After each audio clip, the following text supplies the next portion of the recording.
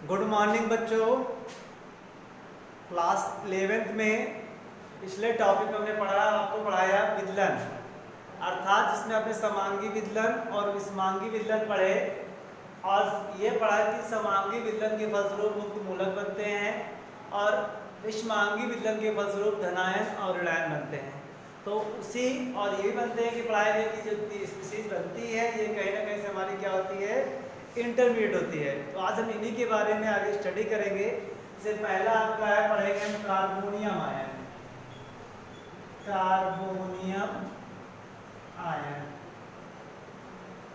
जिसे कार्बोधनायन भी कहा जाता है, कार्बोधनायन भी कहा जाता है इसे, ठीक है। इसकी हिंदी भी यही बेटा है आपकी, लिख सकते हैं आप लोग कार्बोनियम आयन, कार्बोनियम आयन, ठीक है। तो परिभाषा बताई गई कि ऐसा, और इसी पहले जानने का पहली चीज है कि ये कैसे बनते हैं। ये लिख सकते हैं आप लोग कि ये हेट्रोलिटिक फिजन के फलस्वरूप बनते हैं, हेट्रोलिटिक फिजन के फलस्वरूप बनते हैं, पहली चीज। फिर सेकंड है कि कहा गया कि वह आयन जिसमें कार्बन पर धनावेश होता है, जिस पर कार्बन पर धनावेश होता है, तो लिख सकते हैं कि ऐसा आयन जिसमें कार्बन परमाणु पर, कार्बन एटम पर पॉजिटिव चार्ज, धनावेश पॉजिटिव चार्ज होता है। ऐसा है जिसके कार्बन परमाणु पर पॉजिटिव चार्ज होता है और इसकी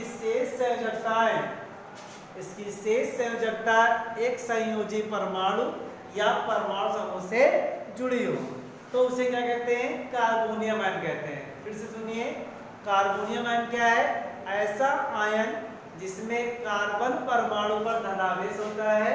तो आप देख सकते हैं, मानो हमने कहा कि देखिए इस प्रकार से, तो देखिए क्या है, देखिए इसकी जो है हमने कहा एक पर धनावेश है और शेष संयोजकता एक संयोजी परमाणु या परमाणु समूह से जुड़ी होती है। उसे क्या कहते हैं, उसे कहा जाता है कार्बोनियम आयन।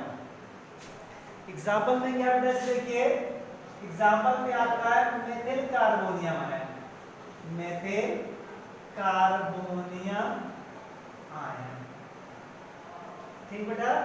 तो आप देख सकते हो कैसे, देखिए ये बना, देखिए हमारा, देखिए ये हमने H लिखा, ये देखिए H बनाया, ये देखिए प्लस लगाया। एक कार्बन में क्या है, धनावेश है, शेष कार्बन क्या है, एक संयोजी परमाणु समूह से जुड़े, हाइड्रोजन से जुड़ी हुई है। फिर कहा, देखिए इसकी कुछ विशेषताएं हैं, इसकी मेरिट्स हैं, कुछ विशेषताएं इसकी हैं, ठीक है। कहने का मतलब देखिए बेटा, पहला क्या इसका है कि कहा गया कि जो धनावेशित कार्बन होता है, धनावेशित कार्बन में क्या होता है, अष्टक में, धनावेशित कार्बन में क्या बेटा, तो कार्बन परमाणु के अष्टक में क्या होता है, कार्बन के अष्टक में 2 इलेक्ट्रॉन कम होते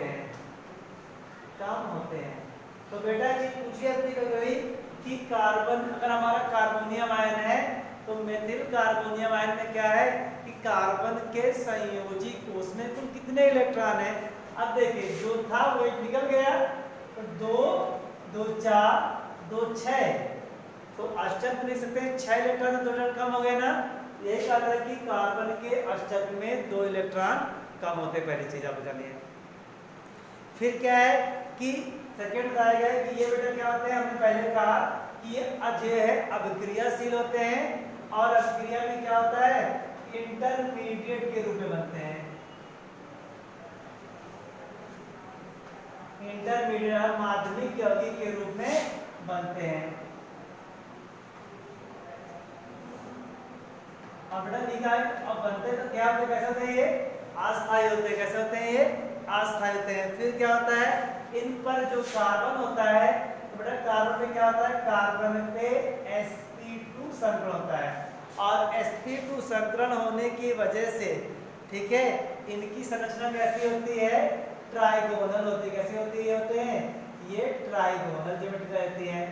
संकरण sp2 संरचना कैसे होती है, ट्राइगोनल है, त्रिकोणीय समतली हो जाती है, ट्राइगोनल प्लेनर कह सकते हैं। ट्राइगोनल क्या होगा इसकी, प्लेनर प्लेन। फिर देखिए, फिर बेटा क्या होता है कि इनके जो स्थायित्व का क्रम है, तो क्या होता है, इनके स्थायित्व क्रम जो है, जैसे जैसे मिथुन समूह बढ़ता है तो क्या होता है, ये आगे बढ़ता जाता है। देखिए कैसे, इसे मानो हमारा क्या है, हमने कहा CH3 पॉजिटिव देखिए हो गया। अब क्या बेटा देखो, इससे भी किसका स्थायित्व ज्यादा होगा, CH3 CH2 प्लस हो गया। अब देखिए इसका नाम क्या है, मेथिल कार्बोनियम आयन को दिखाया गया आपको। इसका नाम बेटा क्या रहेगा, एथिल कार्बोनियम आयन।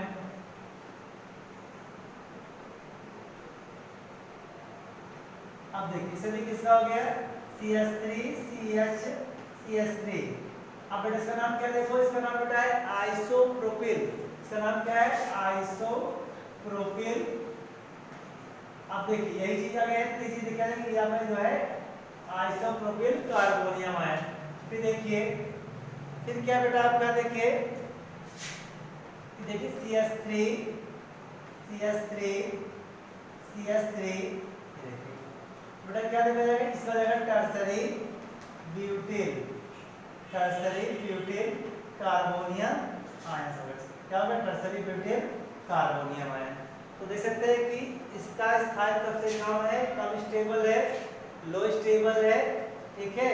तो जब लो स्टेबल है तो क्या है, क्रियाशील क्या होगा भाई, जो है कम स्थायी है तो क्रियाशीलता कम होगी, ठीक है। मतलब अब इसकी देखिए क्या है, इसकी जो इसकी स्थायित्व का मतलब क्या होता है, जितना स्थायित्व होता है, ठीक है। तो स्थायित्व का मतलब क्या होता है, रिएक्टिविटी होती है, रिएक्टिविटी क्या कम होगी। तो कह लो ये स्थायित्व का ऑर्डर है, ये कम स्थायी होता है और इसका स्थायित्व क्या होता है, ज्यादा होता है। तो ये हमारा क्या है, कार्बोनियम आयन। अब इसी में हम क्या पढ़ेंगे, इसी में हमारा अगला है, इसी में कार्बन आयन, कार्बन आयन। तो क्या है, कार्बन आयन बेटा इसका है। तो कार्बन आयन क्या होता है, हमने कहा कि जिस प्रकार से आपका कार्बोनियम आयन बना हुआ है, उसी प्रकार से ये भी क्या होता है, ये भी आपका हेटेरोलिटिक फिजन के फलस्वरूप बनता है। ये भी आपके अंदर क्या होता है, ये भी आपका हेटेरोलिटिक फिजन के फलस्वरूप बनता है, ठीक। फिर कहा गया कि इसमें क्या होता है, कार्बन परमाणु पर ऐसा है जिसके कार्बन एटम पर ऋण आवेश यानी निगेटिव चार्ज होता है, निगेटिव चार्ज। तो कार्बन पर क्या होता है, कार्बन पर ऋण आवेश होता है। और शेष जो, और इसकी शेष संयोजकता क्या होती है, एक संयोजी परमाणु या परमाणु समूह से जुड़ी होती है। तो ऐसा आयन जिसके कार्बन परमाणु पर ऋण आवेश होता है और इसकी शेष संयोजकता एक संयोजी परमाणु या परमाणु समूह से जुड़ी होती है, उसे क्या कहते हैं, उसे कार्बन आयन कहते हैं। जैसे बेटा आप एग्जाम्पल क्या है, मेथिल कार्बन आयन। एग्जाम्पल क्या है इसका आपका, मेथिल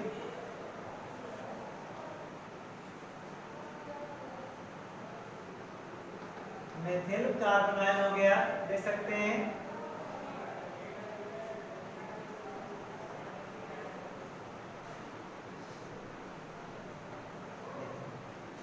बेटा होता क्या देखिए, तो इस प्रकार से देख सकते हैं कि हमारा कार्बन देखिए क्या है, देखिए हमने कहा कार्बन पर ऋण आवेश है और ऋण आवेश क्या है बेटा, कि किस वजह से जानते हैं, इसमें जो इलेक्ट्रॉन्स होते हैं, ये इलेक्ट्रॉन्स इस पर आने की वजह से क्या होता है, इस पर ये ऋण आवेश होता है। और ये भी है कि देख सकते हैं कि अब इसमें देखिए संकरण क्या इसमें होता है, सिग्नल प्रॉपर्टीज क्या है, इसमें संकरण होता है, क्या होता है, इसमें होता है sp3 संकरण होता है।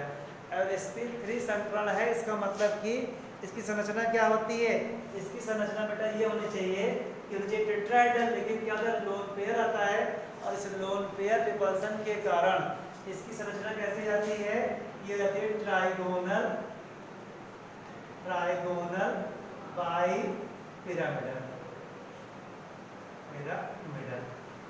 फिर अगला देखिए क्या है, अब उसमें देखिए अष्टक में क्या थे, 2 इलेक्ट्रॉन कम थे, इनके अष्टक में क्या होते हैं, इनका अष्टक जो है पूर्ण होता है। इनका अष्टक क्या होता है, इनका अष्टक में 8 इलेक्ट्रॉन होते हैं, इसलिए इलेक्ट्रॉन क्या होते हैं, क्रियाशील होते हैं।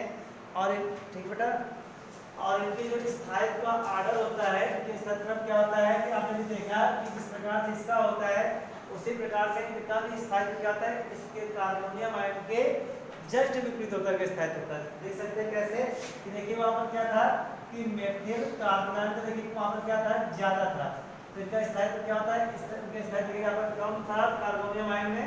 लेकिन अगर मेथिल कार्बन आयन बेटा है तो मेथिल का स्थायित्व क्या होगा, इसका ज्यादा होगा। इससे अगर किसका, इससे कम किसका होगा, आपका होगा एथिल का होगा। अब देखिए सदी किससे इससे कम किसका होगा, आइसोप्रोपिल का होगा, CH3 CH3।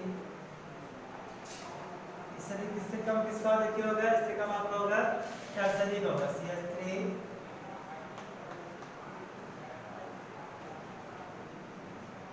देखिए तो स्टेबिलिटी ऑर्डर देख सकते हैं बेटा, स्टेबिलिटी ऑर्डर में क्या है कि मेथिल कार्बन आयन की स्टेबिलिटी ज्यादा है और टर्सरी कार्बन आयन की स्टेबिलिटी क्या है, कम है। इसे टर्सरी, इसे क्या कहते हैं, इसको कहते हैं टर्सरी ब्यूटिल कार्बन आयन। ठीक है, ये क्या आपका मेथिल कार्बन आयन है, ये क्या आपका एथिल कार्बन आयन, ये क्या आपका आइसोप्रोपिल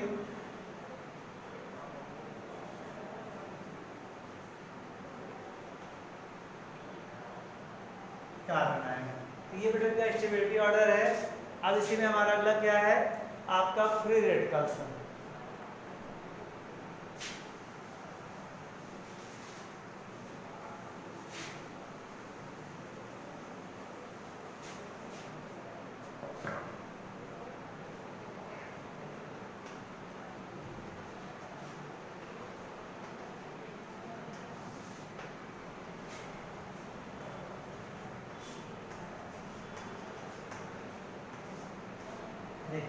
तो बेटा मुक्त मूलक क्या है, तो मुक्त मूलक जो है अभी आपने देखा कि दो स्पीशीज जो आपकी थी वो कहीं ना कहीं से हेटेरोडिटिक विलयन के फलस्वरूप बन रही थी, और ये स्पीशीज क्या होती है, ये बनती है आपके होमोलिटिक फिजन के फलस्वरूप।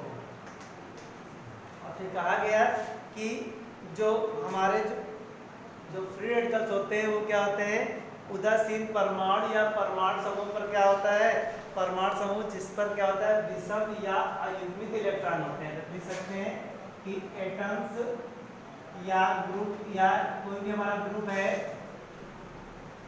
जिस पर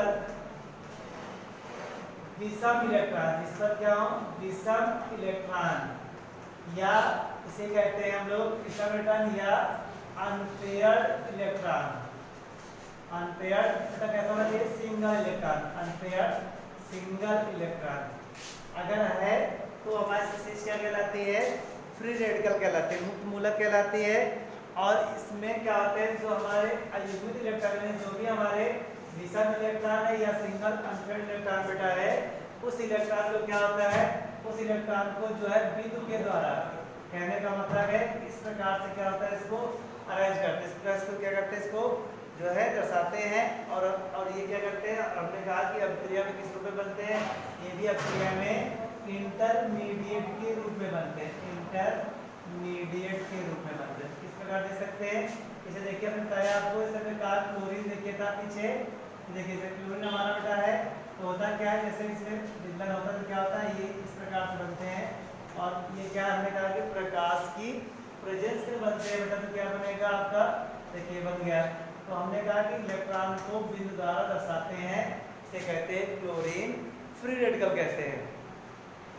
तो कहा गया है कि हमने कहा कि इलेक्ट्रॉन कैसे होते हैं, विषम मुक्त इलेक्ट्रॉन होते हैं। फिर क्या होते हैं कि ये क्रियाशील कम स्थायी होता है। अगला बेटा है कि ये होते हैं आपके, ये आपके पैरामैग्नेटिक, पैरामैग्नेटिक यानी कि इनकी जो प्रकृति होती है कैसी होती है, अनुचुंबकीय प्रकृति होती है। और फिर जो है हमने कहा भी अगला कि प्रकाश की उपस्थिति में बनते हैं, और इनमें जो इलेक्ट्रॉन होता है वो कार्बन पर क्या होता है, कार्बन पर इनके sp2 संकलन, अगर मान लो कार्बन ले लिया जाए, आपका ले लिया, देखिए देख सकते हैं इस प्रकार से क्या होता है, ये देखिए रेडिकल्स हो गया, मान लो हमारा मेथिल, इसका नाम क्या है, इसका नाम है मेथिल रेडिकल। तो देख सकते हैं कि इनके देखिए संकलन बेटा कैसा कार्बन होगा, संकलन इसका होता है sp2 होता है। इनमें sp2 संकलन पाया जाता है। संरचना इनकी बेटा कैसे होती है, ट्राइगोनल प्लेनर संरचना की ट्राइगोनल प्लेनर होती है। अब इनके हमने कहा कि क्रम क्रियाशीलता, इनके स्थायित्व का जो ऑर्डर के क्रम होता है वह स्थायित्व का क्रम कार्बोनियम आयन के ही समान होता है। जैसे देखिए कि हमारा क्या, देखिए ये आपका मेथिल रेडिकल हो गया, इससे अधिक किसका होता है, इससे अधिक स्टेबिलिटी होती है आपके एथिल रेडिकल की। फिर देखिए इसका किसकी स्टेबिलिटी किसकी आता है, इसके बाद इससे ज़्यादा है CH3 CH3। तो ये आपका क्या हो गया, आइसोप्रोपिल रेडिकल हो गया।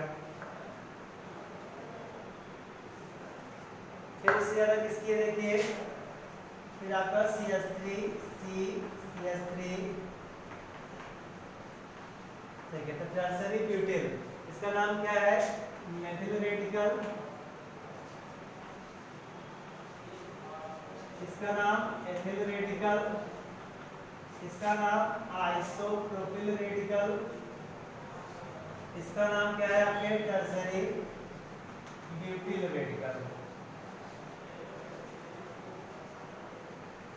हमने कहा कि मुक्त मूलकों का स्थायित्व ऑर्डर आपके कार्बोनियम आयन के समान होता है और कार्बन आयन का स्थायित्व ऑर्डर इनके विपरीत होता है। इसके आगे क्लास अगले दिन देखेंगे। Thank you.